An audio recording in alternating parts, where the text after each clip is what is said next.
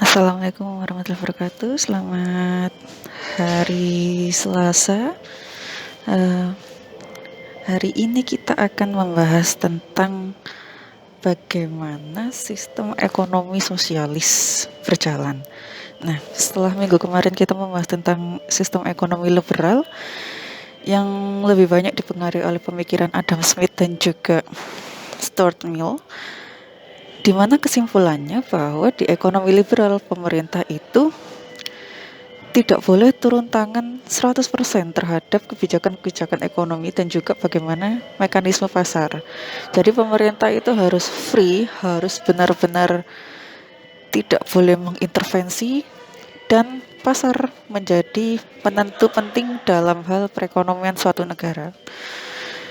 Nah, bagaimana dengan sistem sosialis yang akan kita bahas hari ini? Apakah akan sama seperti di sistem liberalis atau dia banyak dipengaruhi oleh sistem liberalis? Oke, hari ini kita bahas satu persatu.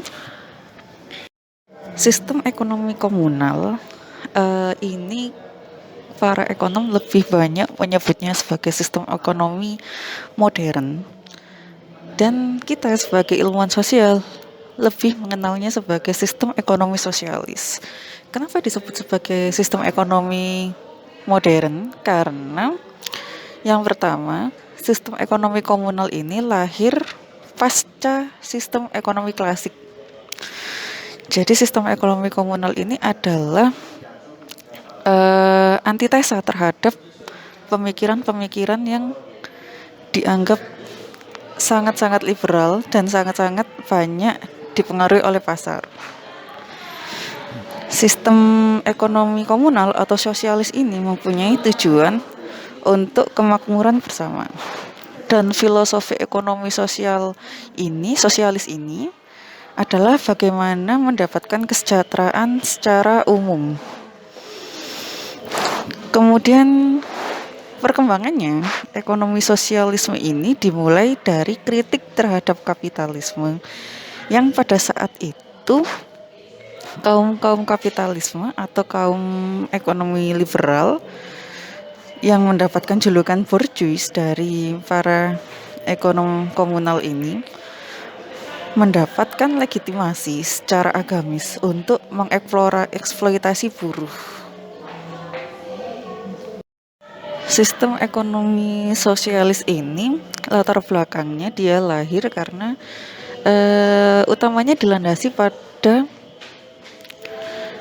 pemikiran bahwa semua barang-barang ekonomi, semua pemilikan komoditas itu pada dasarnya dimiliki oleh semua warga negara.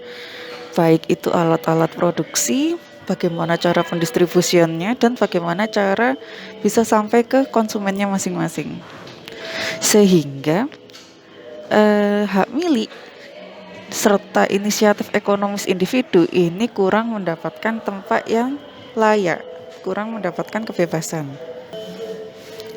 Kemudian dalam hal perkembangannya, sistem ekonomi sosialis ini mengalami tahap-tahap perkembangan yang menyesuaikan, mulai dari awal berkembangnya gagasan sosialisme ini pada abad ke-16 lebih banyak dipengaruhi oleh pemikiran-pemikiran komunal yang sifatnya utopis.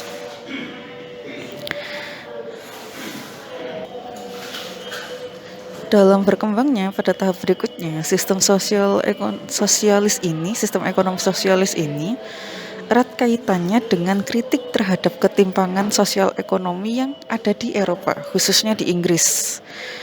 Mungkin kita sedikit merefresh pada abad ke-16 di Inggris ini, polarisasi atau gap antara ekonomi kelas atas dan juga yang kelas bawah ini gapnya sangat dalam sekali, sangat berbeda.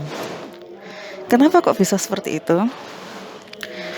Karena pada abad ini dimulailah revolusi industri, di mana kepemilikan modal ini sangat menjadi penentu dari status sosial warga negaranya.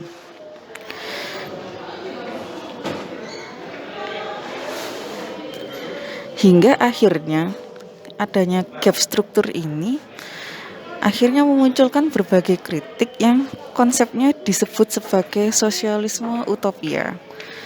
Dan gagasan ini merupakan tanggapan langsung pada tahap awal sistematis yang merupakan antitesa dari pemikiran Adam Smith. Tokoh-tokoh penganjur sosialisme utopia ini sebenarnya ada banyak ya, ini yang saya sebutkan ini hanya beberapa. Mungkin bisa teman-teman baca sendiri. Ada Thomas More, termasuk Campbell, Francis Bacon, kemudian ada Robert Owen, ada Charles Fowler, kemudian Louis Blanc. Awalnya Campbell dan Bacon ini sudah merasa kecewa dan prihatin terhadap nasib kaum buruh yang semakin lemah semasa revolusi industri. Kemudian Thomas More dalam artikelnya Utopia Sosialis menggagas tentang sebuah nasional negara impian di mana ada suatu komunitas yang tinggal bersama, bekerja bersama, dan saling memenuhi kebutuhan hidup bersama.